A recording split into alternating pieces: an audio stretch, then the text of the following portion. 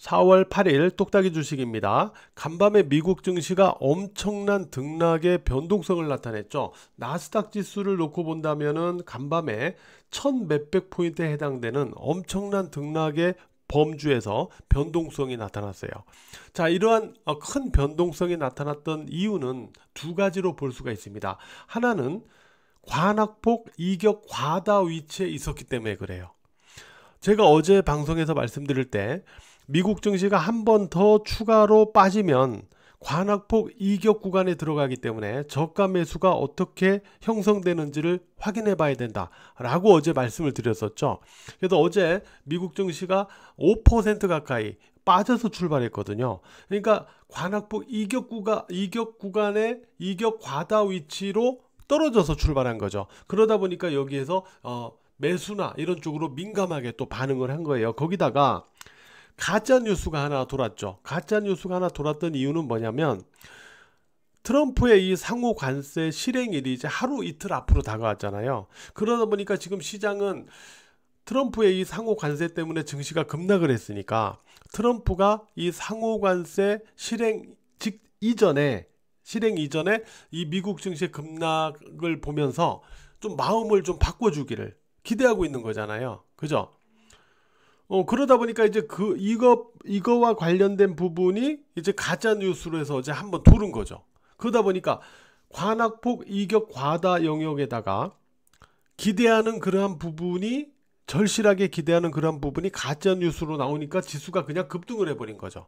그러니까 이제 백악관에서 이거 가짜 뉴스다 이러니까 또 가짜 뉴스니까 또 다시 되밀려 버리고 뭐 이런 과정에서 이제 등락의 변동성이 크게 나타났다 이렇게 봐야 되는 거잖아요. 그러면 지금의 증시의 상황에서는 어제도 제가 말씀을 드렸는데 이제 두 가지예요. 반등이 나타나려면 두 가지입니다. 한 가지는 관악폭 이격과다 위치에서 나타날 수 있는 기술적 반등. 이건 너무 많이 빠졌기 때문에 나타나는 반발성 반등이 되는 거예요. 그래서 이 기술적인 반등은 흐름의 어떤 반전, 변화하고는 조금 성격이 다르죠. 그 다음에 또 하나는 이제 결자 해지라고 그랬어요. 그러니까 이 상호관세 때문에 급락을 한 거니까 이 상호관세 관련해서 어떤 변화가 나타날 경우에 이제 이 증시의 흐름이 반등으로 나타날 수 있는 거죠. 이 경우는 뭔가 다소 흐름의 변화를 만들 수 있는 그런 시그널이 될 수 있는 거죠. 그래서 관악폭 이격과다에 따른 기술적 반등은 그냥 낙폭에 따른 반발성 성격이고 결자 해지, 상호관세 부분에서의 어떤 변화를 가지고 증시가 반등할 경우에는 뭔가 흐름의 변화를 만들 수 있는 어떤 시그널이 될 수 있다. 이렇게 우리가 두 가지를 구분해서 봐야 될 거예요. 자, 그러면 우리가 이런 부분을 생각해 보자고요. 자, 트럼프라는 사람을 갖다 놓고 우리가 한번 생각을 해 볼게요. 이제 트럼프의 상호관세 실행이 하루 이틀 앞으로 다가왔잖아요. 이 상황에서는 말씀드린 대로 증시 급락한 상황에서는 트럼프가 실행 전에 뭔가 마음을 좀 바꿔주기를 기대하는 그런 심리가 있을 거 아니에요. 아무래도 증시가 급락하고 막 비난도 커지고 이런 상황이다 보니까. 자, 그러면 트럼프가 과연 이 상호관세 실행 전에 뭔가 변화를 줄 것인가? 저는 가능성은 높지 않다고 봅니다. 왜냐하면 트럼프라는 사람의 과거의 이 협상술, 이 부분을 갖다 놓고 보면 강한 상황을 갖다가 일단 제시를 해요. 그러니까 이 상호관세를 뭐 지금 뭐 20%대, 30%, 40%, 뭐 말도 안 되게 이렇게 제시를 하고 있잖아요. 그죠? 말도 안 되게 제시를 하고 있습니다. 일단 이렇게 제시하는 거예요. 그래 놓고 나서 이제 협상에 들어가는 거죠. 뭔가 다른 걸 얻어내면서 대신에 이 관세율을 좀 깎아줄게. 좀 낮춰줄게 하면서 뭔가 선심을 쓰는 척 하는 거예요. 이게 트럼프의 협상술이잖아요. 그죠? 만약에 이 30%, 40% 이런 상호관세율이 뭐 집권 내내, 임기 내내 지속된다고 생각을 해보세요. 이 관세율 자체가 말도 안 되지만은 이게 지속된다고 하면은 미국 같은 경우는 3분의 1이 수출 경제고 3분의 2가 소비 경제입니다. 그러면 이 3분의 1에 무역 수지를 개선한다고 해서 이 상호관세율을 이렇게 내놓은 거잖아요. 좋아요. 그러면 미국 경제의 3분의 1에 해당되는 무역 수지가 개선이 됐다고 치죠. 그럼 나머지 3분의 2의 이 소비는 망가지는 거예요. 미국의 이 물가가 치솟을 수밖에 없고 길게 이게 가버리면은 망가집니다. 그러면 결국은 이게 과연 트럼프가 의도하는 대로 성공할 수 있을까요? 따라서 트럼프가 이 안을 이렇게 내놓을 때는 이거를 길게 가져갈 생각을 하는 게 아니고 이후에 이제 실행을 하고 나서 그 다음에 협상에 들어가서 얻을 걸 얻으면서 다시 이 관세율을 깎아주면서 선심을 쓰는 척하는 이런 협상수를 또 사용을 할 거라는 거죠. 그래서 지금은 트럼프가 실행 전에 이 상호관세의 변화를 줄 가능성은 제가 볼 때는 희박하다라고 봅니다. 기대들을 하고 있지만은 일단 그러면은 실행에 들어가고 나서 과연 그러면 협상을 어떻게 할 거냐 하는 거예요. 지금 트럼프는 이 상호관세를 발표를 하고 나서 이제 실행을 하고 그 다음에 협상에 들어갈 텐데 이게 실행에 들어가기 전에 증시가 워낙 급락을 해버렸잖아요. 이게 미국 증시뿐만 아니라 글로벌 증시가. 그래서 속으로는 좀 뜨끔했을 거다라고 제가 어제 말씀을 드렸는데 결국은 이러한 증시의 급락이나 이런 부분은 비난 여론이 더 커질 수밖에 없는 거잖아요, 지금. 그렇기 때문에 트럼프는 이제 실행 이후에 협상 단계까지 어떤 시간이 예상보다는 짧아질 가능성이 높아요. 그러니까 실행 이후에 되도록 좀 빨리 협상에 나서려고 할 가능성이 높다라는 거죠.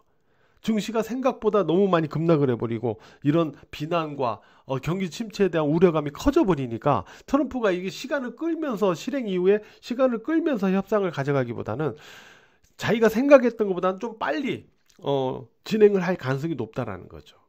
다만 실행까지는 어떤 변화를 안 줄 가능성이 있다. 이렇게 저는 보는 거죠. 그리고 지금 중국하고의 어떤 극한 대립을 만들고 있잖아요. 그죠? 만약에 이제 중국하고 서로 치고받고 해서 뭐 상호 관세율 뭐 100% 관세율을 100% 넘게 막 만들고 막 말도 안 되게 이런 상황을 간다고 쳐보죠. 그럼 중국의 입장에서는 어떻게 할까요? 미국에 그냥 굴복할까요? 아니에요. 중국도 이런 극한 대립으로 간다면은 다른 카드를 또 꺼내겠죠. 중국이 지금 뭐 히토류 카드, 맛 관세 카드, 뭐 이런 것들을 꺼내고 있지만 다른 걸 꺼낼 수도 있어요. 예를 들어서 대만에 대한 어떤 위협 또는 대만에 대한 어떤 침공, 만약에 이런 카드를 꺼내드려 봐요. 미국으로서는 골치가 아파지거든요. 그냥 단순히 이 경제 전쟁뿐만 아니라 다른 부분으로 확산된단 말이에요. 이런 리스크를 안고 있기 때문에 트럼프 입장에서도 이 상호 관세를 갖고 어떤 무역 전쟁을 벌이는 부분을 계속 이 관세를 갖고 계속 가기는 어려울 거란 말이에요. 그래서 되도록 좀 빨리 어떤 협상 단계로 가고 뭐 이러면서 어떤 변화를 주고 이 과정에서 이제 증시가 안정을 찾고 좀 반등을 시도하고 이런 과정이 나올 수 있다라는 거죠. 이 부분을 우리가 한 가지 생각을 해야 될 것 같고요. 그 다음에 외국인에 대한 어떤 매도 부분입니다. 자, 코스닥 같은 경우는 그래도 중소형주니까 개인과 기관의 어떤 수급도 영향이 있잖아요. 외국인이 매도를 해줬지만 둘이 이렇게 매수로 받아주니까 코스닥 지수는 그래도 코스피 지수보다는 좀 덜 빠져요. 오늘도 이렇게 놓고 보면 그러니까 빠졌다기보다는 초반 상승에서 탄력이 둔화되는 부분이 좀 덜하다는 거죠. 오늘 1% 넘게 그래도 반등 마감을 했잖아요. 근데 코스피 지수는 0.26% 거의 다 되밀려서 고점에서 거의 다 되밀려서 마감이 됐잖아요. 이거는 코스피 같은 경우는 아무래도 대형주가 많다 보니까 외국인 수급의 영향이 큽니다. 특히나 외국인들이 코스피 같은 경우는 지난주부터 해갖고 현재까지 무려 8조 6천억 원을 순매도를 하고 있어요. 그죠? 그러다 보니까 아무래도 코스피 지수는 계속 영향을 받을 수밖에 없어요. 근데 규모가 너무 크다. 근데 이 안에 마침 이 3월 31일이 공매도 전면 재개였잖아요. 그때부터 규모가 막 늘어나는 거거든요. 그러니까 이 부분의 상당 부분은 공매도가 들어가 있다는 소리예요. 공매도가. 그죠? 공매도가 이 상당 부분 들어가 있다는 거예요. 이거를 역으로 바꿔서 얘기하면 외국인들이 이 공매도를 상환하기 위한 매수 또는 뭐 쇼커버링 이 부분이 향후에 뒤따를 수밖에 없는 거잖아요. 이들이 과연 어느 시점에서 이거를 만들 것이냐. 왜냐하면 여기에서 공매도가 많이 들어가 있다면 외국인들이 공매도 환매를 위한 매수를 하거나 쇼커버링 쓸 때는 지수가 급반등할 가능성이 높거든요. 이 타이밍이 언제 나올 거냐, 이거를 우리가 이제 봐야 돼요. 그죠? 이게 중요할 거예요. 그럼 그 타이밍이 언제 나올 거냐? 외국인 투자자들이 원하는 낙폭이 만들어졌을 때, 또는 상호관세율의 어떤 협상을 통한 어떤 변화의 시점이 다가왔다라고 자기들이 느낄 때, 이럴 때가 이제 그러한 타이밍이 되겠죠.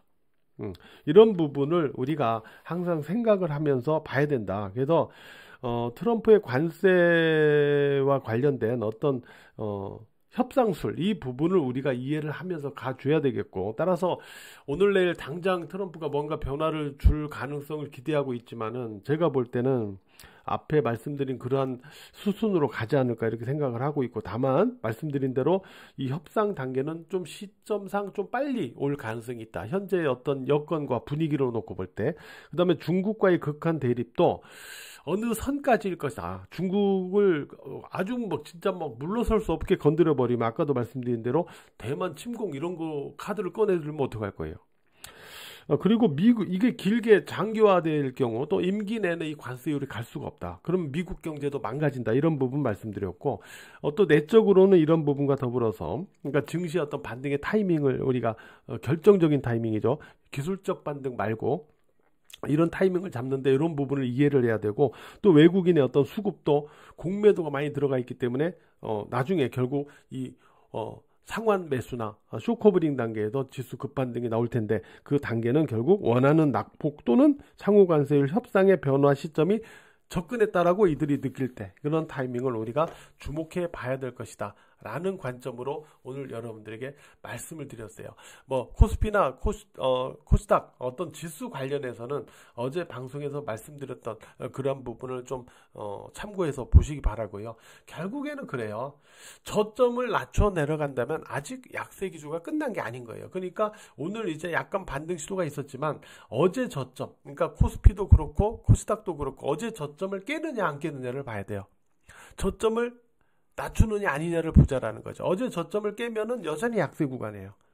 자, 어제 저점을 깨지 않고 계속 유지가 된다면은 요쯤에서 뭔가 지지 방어가 되는가? 요걸 또 살펴볼 수 있는 거고, 그래서 기술적으로는 어제 저점을 기준으로 살펴봐야 된다라는 말씀을 드리고 있는 겁니다. 여전히 좀 까다롭고 힘든 구간이고 불안정한 구간입니다. 이런 부분, 오늘 말씀드렸던 부분을 잘 참고하셔가지고 타이밍을 잡는 데 좀 도움이 됐으면 좋겠어요. 오늘 하루도 매매하시느라고 모두 고생 많으셨습니다.